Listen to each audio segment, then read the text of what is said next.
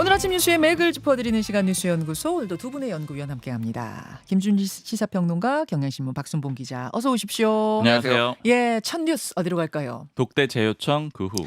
윤한만찬 그 후폭풍이 상당해 보입니다. 네. 정면 충돌 분위기다, 이런 얘기도 나와요.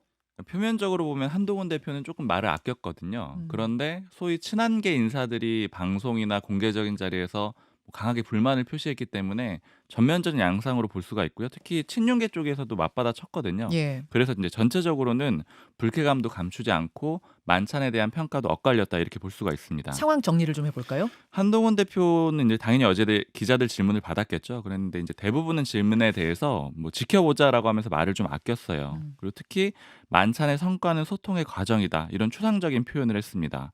그런데 친한계 인사들이 뭐라고 하느냐면 네.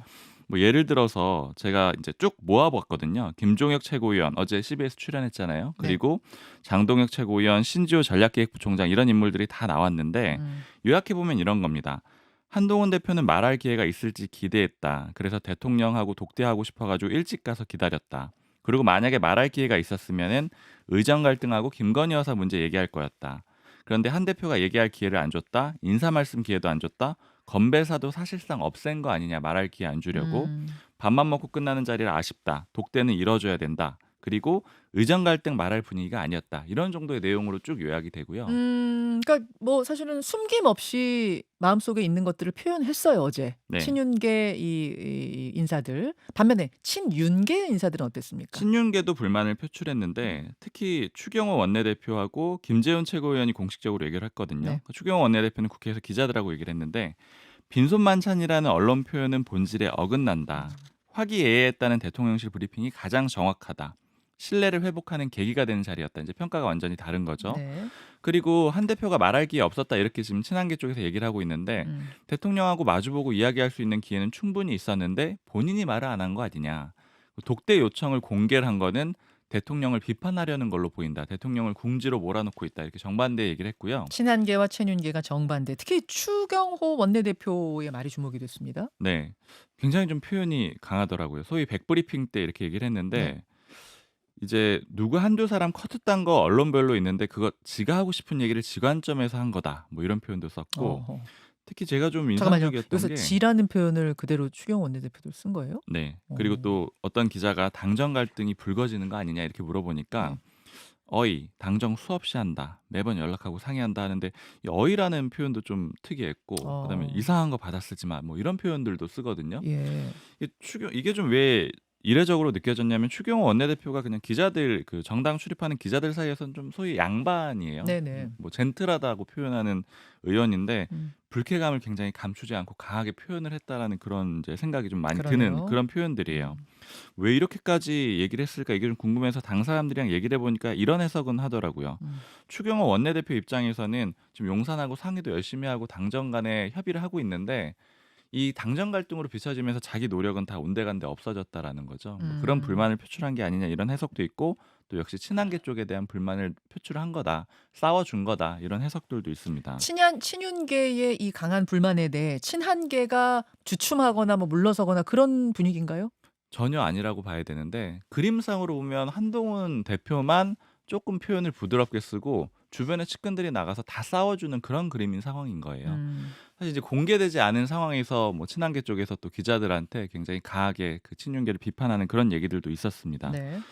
지금 양쪽이 다 물러서지 않는다라고 요약을 해볼 수가 있는데 제가 용산 쪽에 물어보니까 이런 인식 차이가 있더라고요. 그러니까 현안 얘기가 왜 안 나왔냐. 그러니까 용산 쪽에 이렇게 물어보니까 현안이라는 게 의대인데 그 의대는 뾰족한 수가 없다, 이렇게 얘기를 하면서 그 얘기는 만나도 별 수 없지 않느냐, 그 얘기예요? 네, 그리고 특히 관건이 전공의를 데려오는 건데 전공의를 데려올 수가 있느냐, 이런 얘기를 하더라고요. 즉 이미 용산의 대응은 결론이 어느 정도 정해져 있는 상황이거든요. 그런데 당에서는 자꾸 뭔가 해보자라고 하니까 용산 입장에서는 이걸 수용 안 하는 그런 그림이고 한동훈 대표 쪽은 현실 인식이 완전 다르죠. 지금 그럴 때가 아니다. 이렇게 하다가는 우리 다 망할 수가 있다. 뭐라도 해야 된다. 이런 분위기인 거고 네. 그제 그 만찬 상황을 보면서 제가 좀 들었던 생각이 네. 몇 주 전에 이제 친윤계 쪽에서 나왔던 얘기가 이런 얘기가 있었어요. 대통령 지지율이 아무리 낮아도 한동훈 대표 하나 정도는 안 되게 할 수가 있다. 이런 얘기들을 했었거든요. 그래서 어떻게 그게 가능하냐, 이렇게 물어보니까 네. 당정 협의 때 잘 안 해주고 그다음에 연찬회 같은 거 안 가고 뭐 음. 이런 걸 하면 대표는 바보가 된다 이런 표현을 쓰더라고요. 그러니까 이번 만찬처럼 이런 그림이 이게 딱 그 나오면 그림이라는 생각이 들더라고요. 그래서 지금 상황 자체는 그렇게 흘러가고 있고 음. 이 이 중립지대에 있는 의원들이랄까요? 불만들이 굉장히 늘어나고 있어요. 뭐 어떤 양쪽 불만? 다에다요. 네. 그러니까 윤한 갈등 자체가 하나의 리스크다 이런 건데 네. 제가 좀 가장 강하게 들었던 표현은 아니 당 밖에서 온 두 사람이 왜 이렇게 당을 망치고 있느냐 이런 얘기들이 이제 들리기 시작을 하는 겁니다. 그러니까 지금 풀어야 되는 문제들이 너무 많은데 윤한 갈등 자체 때문에 아예 전제 조건 자체가 성립이 안 된다는 거죠. 자, 어제 하루 상황 갈등이 더 뭐 만찬 후에 풀리는 게 아니라 더 심화되는 상황들 정리해 주셨는데 김준일 평론가는 어떤 포인트에 주목하셨어요? 그러니까 이게 만찬이 인제 이틀 전에 열린 거잖아요. 네. 그리고 어제 인제 하루 종일 기사가 네. 나왔잖아요. 그러면 인제 잦아들어야 되잖아요, 네. 일반적으로. 이게 지금 더 커졌어요. 음. 더 커지고 있고 기사가 지금 쏟아집니다. 그래서 지금 오늘자 인제 동아일보를 보면은 친한계 의원은 "윤석열 대통령이 구중궁궐에 갇혀 있다." 이런 표현을 썼고 대통령실 관계자는 "한동훈이 속 좁고 교활하다." 음. 이게 제목이에요 그러니까 아하. 지금. 그러니까 뭐 언론이 일부러 부추기는 게 아니라 불편한 감정들을 서로 인제 숨기질 않는 거죠. 네. 그래서 여기에 지금 오늘 사설만 지금 주요 언론들이 엄청 썼어요. 이거 그러니까 말씀드렸듯이 이제 하루 지난 거잖아요. 그렇죠. 그럼에도 불구하고 뭐 중앙일보 국민 염장 지르기로 작정했냐, 조선 지금 그렇게 한가하냐, 뭐 경향신문 국민이 두렵지 않냐, 뭐 이런 식으로 해가지고 뭐 동아일보 김순덕 칼럼은 지금이 뭐 용산서 고기 만찬 먹고 박수치 시국이냐, 그러니까 막 언론에서 비판도 계속 쏟아지고 있는데 양쪽에선 감정 싸움이 지금 줄어들질 않고 있습니다. 그래서 이게 결국은 이제 당정 간에 이제 갈등을 넘어서 파국으로 가는 거 아니냐 이런 관측들이 좀 나오고 있고 또 하나는 그러니까 뭐 이제 양측이 다 이제 비판 지점이 있는데 네. 이제 용산 관계자들이 이제 익명으로 얘기한 거는 왜 독대를 이렇게 요청을 해 그냥 직접 물어보지 않으면 물어보면 되는 거 아니야? 누구한테? 윤석열 대통령한테? 한동훈 대표가 뭐 이런 얘기도 나와요. 아니 뭐 그러니까. 돌려서 했기 때문에 안 받는 거예요? 아니, 그건 그러니까 아니잖아요. 이게 제가 이제 어제 여의도에서 저도 얘기를 들었는데 이건 아직 확인된 건 아닌데 한동훈 대표가 윤석열 대통령한테 전화나 문자를 했다라는 거예요. 했는데 소위 말해서 익십당했다 지금 이런 소문이 파다해요. 그러니까 도저히 그러니까 이제 다 끊어졌다라는 거죠. 그러니까 공식으로 요청을 했는데 그것도 안 받아주고 그리고 서로 이제 비난하고 있고 뭐 이런 상황으로 지금 흘러가고 있다. 그러니까요. 지금 이 독대 얘기가 갑자기 나온 게 아니라 전에도 계속 요청을 했었는데 안 받아들여지니까 이번에는 공개까지 간 거 아니냐 이런 얘기가 지금 파다한 거죠. 예, 이제 여의도에 있습니다. 그래서 이게 이제 조선일보가 이제 이제 기사를 쓴 거는 네. 김 여사 문제에 갇혀버린 여권 이게 또 제목이기도 하고요. 지금 사실은 의정 갈등도 있는데 김 여사 문제 때문에 이게 더 안 된다라는 시각이에요. 그러니까 어쨌든 이거를 이제 독대를 해가지고 얘기를 해야 되는 게 이제 김 여사 문제는 공개적으로 하기 어려우니 이거를 해법을 하려고 하는데 용산의 시각은 이거는 김 여사가 김건희 여사가 음해를 당하고 있는 거다. 야권의 무분별한 공격이 있는데 여기에 지금 여권이 지금 동참을 하는 거야? 약간 이런 불쾌한 시각이 있어서 결국은 지금 모든 게 깔때기처럼 계속 얘기하지만은 김건희로 지금 다 수렴되는 이런 분위기예요. 그 국민의힘의 희망론도 있긴 있어요. 뭐 국민의힘 모 의원 어제 만났는데 하는 얘기가 네. 일단은 성과가 없더라도 자꾸 만나면은 이제 관계가 좀 개선이 되지 않겠느냐 이제 그런 측면을 하나 얘기하면서 뭐라고 하냐면 윤 대통령은 통이 크고 한동훈 대표는 영민하고 두 사람은 운명 공동체이기 때문에 결국은 화해를 할 수밖에 없다. 그런 과정이라고 본다. 이런 희망론도 내부에 조금 있습니다. 자, 조금 있습니까? 크진 않고요. 자, 이 얘기는 뭐 오늘 2부 월간에서 조금 더 짚어보기로 하고 두 번째 이슈 넘어가죠. 검찰 김 여사 불기소의 무게. 검찰이 이제 수사심의위원회라는 걸 열어가지고 김건희 여사 건은 어떻게 할 것이냐, 최재형 목사 건은 어떻게 할 것이냐 따로따로 수사심의를 했는데 김건희 여사는 불기소 그대로 유지 권고가 나왔고 최재형 목사는 기소해라라는 권고가 나왔어요. 참 이게 골치가 아픈 상황에서 검찰이 가닥을 잡았다고요. 네. 둘 다 불기소할 것이다. 그러니까 기존의 입장을 유지할 거다. 이렇게 좀 관측이 되는 상황이고요. 네. 어제 그런 정도로 결론이 났다라는 언론 보도들이 쭉 나오고 있습니다. 근데 다만 최종 확정은 아니고요. 그냥 제가 들어봤을 때도 김 여사 불기소는 좀 확실해 보여요. 이제 최재형 목사도 불기소 쪽 방향인데 이건 아주 확정적이진 않다. 이런 정도로 보시면 될 것 같고요. 이 수사심의위원회 결론 때문에 검찰이 좀 불편해진 상황이잖아요. 그러니까 그렇죠. 뭐 어떤 것들이 불편하냐면 경우의 수로 좀 볼 수가 있습니다. 두 사람 다 불기소를 한다. 그러니까 기존의 기존의 방식대로 쭉 간다라고 하면은 검찰 결론이 통일성을 갖게 됩니다. 즉 이 사건은 기소할 거리가 안 된다 이런 식으로 결론을 냈다라고 볼 수가 있는 거죠. 네. 그런데 이제 문제는 수사심의위원회가 기소하라고 권고했는데 불기소한 사례가 없는 거예요. 지금까지. 네, 검찰이 기본적으로 방향이 기소로 가 있는 집단인데 수사심의위원회가 기소해라라고 최재형 목사에 대해서 얘기를 했는데 네. 불기소를 한다 이렇게 되면은 좀 석연치 않은 느낌, 봐주기 수사의 느낌을 줄 수 있다 이런 것들이 좀 부담이 되는 거고요. 결국 이 얘기는 이제 김 여사 보호하려고 법리적으로 맞지 않는 판단 내린 거 아니냐 이런 얘기들이 나올 수가 있고요. 그리고 이제 어제 검사 출신 국민의힘 뭐 의원이랑 얘기를 하니까 이런 얘기를 하더라고요. 자기가 봤을 때는 그냥 비유를 하자면 블라인드 테스트를 하면 그러니까 김건희 여사 이름을 지우고 다른 사람 이름 넣어가지고 검사 10이면 10명한테 다 넣어가지고 물어보면은 이거는 100%다 불기소다. 그런데 김건희 여사에 대한 불만 여론이 높으니까 수사심의위원회에서 이런 식으로 나온 거고 그것도 역시 8대 7로 나온 거 아니냐 이렇게 얘기를 해요. 그러니까 이 얘기는 결국 이제 검찰의 논리를 좀 보자면은 8대 7이라는 건 그만큼 치열했고 그래서 수사심의위원회의 그 권고를 꼭 탈을 필요는 없다 이런 논거로 쓸 수는 있다라는 거죠. 기존의 수심위의 권고 상황하고는 좀 다르다라고 판단한다라는 거예요. 맞습니다. 그리고 두 번째 가능성은 김 여사는 불기소하고 최 목사는 기소라는 경우인데 이건 이제 수사심의위원회 권고를 각각 따른다는 점에서는 부담이 덜하지만 이게 한 사건에 대해서 서로 다른 판단을 하게 되는 거잖아요. 그러니까 가방을 준 사람은 기소, 가방을 받은 사람은 불기소 이런 상황이 되기 때문에 이건 역시 좀 모양이 안 좋아요. 그래서 어느 쪽으로 하더라도 검찰이 꽤 불편해진 상황이 됐다. 이게 결론으로 볼 수가 있고요. 네. 김 여사에 대한 압박은 전반적으로 커지고 있습니다. 어제 우원식 국회의장이 방송기자클럽 초청 토론회에 갔었는데 김 여사 의혹의 깊이가 점점 깊어지고 있어서 방치할 수가 없다.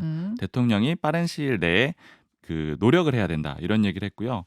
또 최재형 목사가 어제 뭐 다른 건으로 영등포서에 출석을 했거든요. 네. 근데 여기에서 이 사전 기간에 신고 안 한 거 이런 거 처벌 수사를 받아야 된다. 즉 윤 대통령도 같이 처벌 받아야 된다 이렇게 압박을 수위를 높였습니다. 자, 이게 이제 어제 상황입니다. 김준일 평론가. 예. 검찰이 두 사람 다 그냥 기소 안 하는 걸로, 그러니까 수심이 권고대로 가지 않고 기존의 이 결론을 유지하는 걸로 결론 내릴 경우, 그 다음 상황은 어떤 일이 벌어질 것 같아요? 뭐 여론의 문매를 맞겠죠. 사실 이제 검찰이 이제 뭐 기소권을 가지고 있기 때문에 불기소 권한도 사실상 가지고 있기 때문에 이거를 네. 뭐 뒤집기는 쉽지 않아요. 그러니까 뭐 모르겠습니다. 이제 공수처에서 이게 수사의 대상인지는 좀 애매한 부분이 있어요. 배우자 영역이기 때문에 이거를 뭐 고위공직자로 이제 보기도 어려우니 그냥 이대로 될 텐데, 그러니까 이게 상식의 영역에서 이제 맞지 않다라고 이미, 그리고 굉장히 많은 김건희 여사와 관련된 논란들의 이제 연장선상이 되기 때문에 국민 감정에 굉장히 큰 불을 지를 가능성이 이제 높다라고 이제 보는 게 맞을 것 같아요. 그러니까 오히려 이제- 기소를 하게 되면은 예. 검찰 입장에서는 복잡해진데, 어제 설명드렸지만은 그러면은 대통령의 신고 의무를 지키지 않았으니 대통령을 처벌해야 된다. 뭐 이게 벌금형이 냈든 뭐가 됐든 그 정도 가지만 그걸 또 뭐 기소 중지를 해야 되네. 막 이런 이제 막 논란들이 더 이러니까 차라리 불기소로 하는 게 검찰 입장에서는 더 이제 그냥 한 번 욕 먹고 말지 뭐 이렇게 갈 가능성이 있는 것 같아요. 어제 그 부분은 좀 알아보니까 대통령실에서는 대통령은 나는 그걸 받은 걸 끝까지 몰랐다라는 입장을 피력했다. 뭐 이걸 바탕으로 해서 지금 불기소가 나왔다라는 것이고, 아니, 그러니까 제가 궁금한 건 민주당이 이제 김건희 여사 특검을 하자는 것에 더 힘이 실리지 않겠는가? 이 두 사람 다 불기소 쪽으로 결론이 나면 이제 그 정치적인 영역인데요. 그렇죠. 어떻게 보세요? 그러니까 그거는 좀 정확하게 해야 되는 게, 대통령이 처음에 받았을 때는 몰랐을 수 있지만은 서울의 소리가 보도를 했잖아요. 작년 11월에. 그 이후에는 이제 알게 된 거죠. 그러니까 그때라도 그러니까 신고를 했었어야 된다라는 나중에라도. 거예요. 그러니까 나중에라도 뭐 그거는 이제 각자의 입장이 있는 거고. 그러니까 어제 이제 민주당이나 이제 야당들의 입장에서는 김건희, 이거는 사실은 뭐 이제 뭐 이런 정무적인 정략적인 부분으로 보면은 그냥 굴러 들어온 돌입니다. 그러니까 계속 이제 김건희 여사 관련해서 논쟁이 퍼지고 있고, 야당에서는 이제 이거를 가지고 이제 좀 공세를 펼칠 수 있는 거죠. 어제 여러 가지가 있었는데, 하나는 법사위에서 네. 이번에 국정감사 증인으로 김건희 여사랑 장모 최은순 씨 지금 채택을 네. 했어요. 이제 뭐 여당 의원들은 다 이제 항의 차원에서 이제 다 퇴장을 했습니다. 그러니까 뭐 여기에는 이제 임성근 사단장이나 뭐 이종석 국방부 장관, 뭐 이런 신원식 전 국방부 장관 이런 분들도 이제 다 이제 증인으로 채택이 됐고요. 그리고 또 하나가 이제 어제 뭐 운영위에서는 법안이 발의가 됐는데, 대통령이 무분별하게 거부권을 행사하지 못하는 것, 정확하게는 본인과 배우자 또는 사촉인의 혈족 인척의 범죄 혐의와 관련된 경우에는 대통령이 제2 요구를 못하게 하는 거 이런 법안도 이제 발의가 됐습니다. 물론 이것도 대통령의 거부권을 행사할 수 있으니 그렇지만은 이제 압박의 수위가 굉장히 이제 높아지고 있는 그런 상황이고요. 지금 묘한 게 하나가 있어요. 지금 전체적으로 어떤 JTBC가 지금 계속 보도를 하고 있는데 이 도이치모터스 주가 조작 2차 사건과 관련해서 지금 단독 보도가 계속 나오고 있습니다. 그러니까 대통령 그 김건희 여사가 4년 전에 2020년 9월 10월에 이종호 씨랑 40번 통화 문자 주고받았다 이게 이제 나왔잖아요. 어제는 이제 그 도이치모터스 주가 조작범들이 김여사만 빠지고 우리만 지금 달려 들어간다 이제 처벌받는다 이런 문자 또 편지를 전달되지는 않았지만 자기들끼리 주고받는 거를 검찰이 확보했다라는 거예요. 근데 이게 주목할 게 뭐냐면 어쨌든 이거는 이 정보는 검찰 아니면은 이쪽에 변호인들에서 나온 거예요. 그러니까 뭐냐면은 지금 기자한테 흘러간 것이 기자 이제 언론사에 이제 간 것이 무슨 얘기냐면 도이치모터스 주가 조작의 공범들이 굉장히 이거에 대해서 불만을 가지고 있어서 지금 언론사에 흘리고 있다. 왜 우리만 지금 처벌받아? 김건희는 왜 안 받고? 이런 불만이 있거나 아니면 검찰 내부에서 지금 일종의 반란이 일어나고 있다. 그러니까 굉장히 불만들이 있다. 그러니까 완벽하게 지금 통제가 안 되고 있다. 이런 식으로 지금 해석이 될 수밖에 없는 거거든요. 이게 앞으로 지금 어떻게 진행될지 좀 봐야 될 것 같습니다. 알겠습니다. 세 번째 이슈 넘어가죠. 서울교육감 후보 단일화. 교육감 선거 어제 보수 진보 교육감 단일화 각각 이루어진 건가요? 네. 뭐 완벽하게 이뤄졌다라고 볼 수는 없는데 그렇게 한 차례씩 마무리가 됐습니다. 그러니까 오늘하고 내일이 후보 등록일이거든요. 네. 그러니까 시간의 압박이 있었을 수밖에 없겠죠. 그래서 일부 단일화들이 이뤄졌습니다. 보수 쪽은 어떻게 단일화가 됐습니까? 조전혁 전 한나라당 의원이 보수교육감 후보로 만들어졌고요. 그런데 이제 이게 당이 없잖아요. 교육감 선거라는 없어요. 게. 그래서 그냥 단체별로 알아서 만들어가지고 뭐 이렇게 후보를 추대하는 그런 방식이거든요. 경선도 하고요. 예. 여기 참여했던 사람이 안양옥 전 그 교청 회장 그리고 홍우조 고려대 교수 이렇게 포함해가지고 총 3명이었는데 안양옥, 조전혁, 홍후조. 네, 그래서 이제 경선도 진행을 했고요, 여론조사도 발표를 했는데 그 과정에서 뭐 수용할 수 없다 이런 반발도 있었는데 최종적으로는 또 수용을 해가지고 세 사람 간에는 이제 조전 의원으로 단일화가 됐습니다. 네. 근데 이게 보수 진영 입장에서는 꽤 그 이례적인 게 2014년 이후로 한 번도 단일화된 후보를 낸 적이 없습니다. 서울시 교육감 선거에서. 그래서 주로 패배를 했던 거거든요. 특히 2014년에도 당시에 이제 문용린 후보를 단일화해서 냈는데 고승덕 후보가 또 독자 출마를 해요. 그래서 표가 좀 갈렸었거든요. 그랬어요. 그러니까 이번에는 보수 쪽에서 좀 기대를 걸고 있는 상황인데 다만 완전한 단일화는 아니라고 말씀드렸잖아요. 이 단체에 포함이 안 된 2명의 후보가 아직 남아 있습니다. 김명배 전 상명대 특임 교수하고 윤호상 전 서울미술고 교장인데 다만 이제 전체적인 평가는 두 사람은 군소 후보 정도다. 그렇기 때문에 단일화는 어느 정도 이뤄졌다. 보수 쪽은 이렇게 평가를 하고요. 예. 진보 쪽은 정근식 서울대 명예교수가 단일화 후보로 추대가 됐습니다. 네. 뭐 기존에 광노현 전 교육감 나와서 논란도 됐었는데 다 경선에 포함을 해가지고 정리가 된 상태예요. 그런데 이제 문제는 진보 쪽이 단일화 과정이 훨씬 더 많이 남았다고 봐야 됩니다. 왜냐하면 다른 후보 4명이 독자 출마를 또 준비를 하고 있거든요. 김재용 전 서울디지털대 총장, 방현석 중앙대 교수, 조기숙 이화여대 교수, 최보선 전 서울시 교육위원.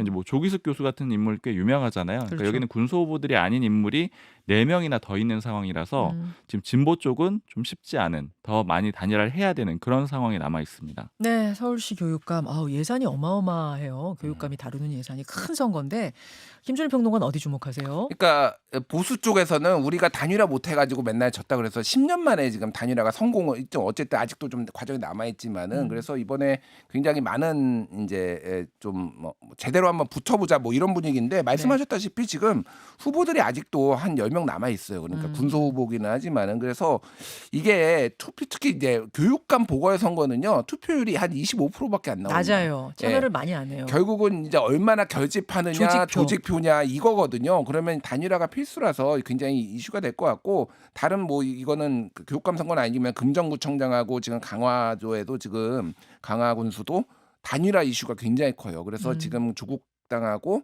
민주당하고의 지금 물밑 협상 기싸움이 굉장히 치열하다. 그 영광군수 재보선의 선대위원장이 박지원 의원이더라고요. 민주당 선대위원장. 근데 지금 영광군수 선거가 제일 치열하잖아요. 그렇죠. 민주당하고 조국혁신당. 네. 오늘 2부가 마침 월간 박지원이거든요. 그 이야기 제가 한번 질문해 보겠습니다. 여기까지 갈까요, 연구소? 두 분 고생하셨습니다. 감사합니다. 김현정의 뉴스쇼는 시청자 여러분의 참여를 기다립니다. 구독과 좋아요, 댓글 잊지 않으셨죠? 알림 설정을 해두시면 평일 아침 7시 10분 실시간 라이브도 참여하실 수 있습니다.